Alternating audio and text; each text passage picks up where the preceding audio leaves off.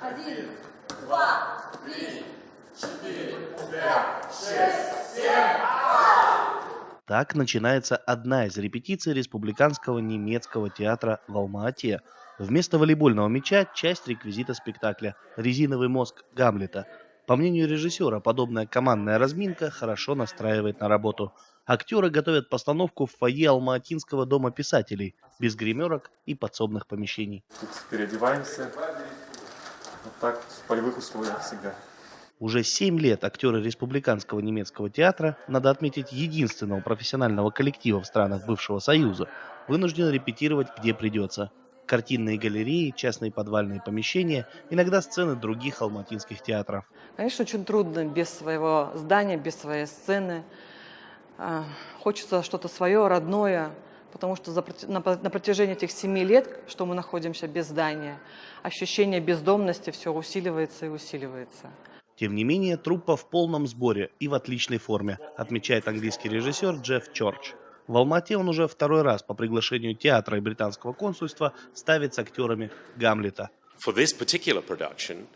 Конкретно для этой постановки то, что мы делаем ее в необычном месте, Доме писателей, это очень интересно, потому что я делаю что-то такое, где люди будут передвигаться вокруг площадки и будут в разном окружении, то есть я создаю дизайн постановки.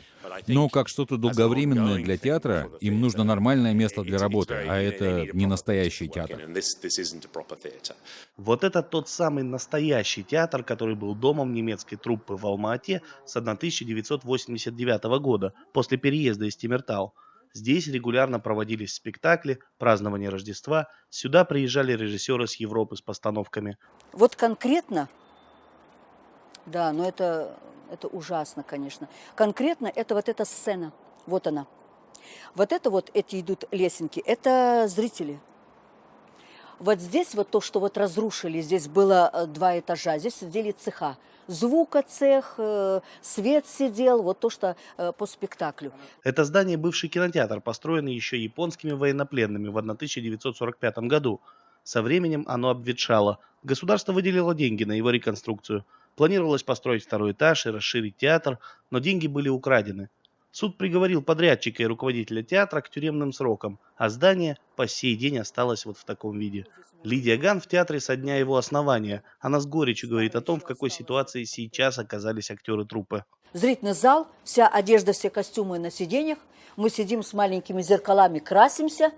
Потом забегаем, где у нас стоит декорация, мы там переодеваемся, одежду на декорацию уложим, бывает спотыкаемся, бывает что-то рвем там, некогда, и на сцену выходим. Со сцены все красиво, а зайти за кулисы – это страшно просто. До конца года немецкий театр будет обретать в Доме писателей, а по окончанию аренды им вновь придется искать помещение для работы. Дмитрий Беляков, Павел Энгельгард. Настоящее время.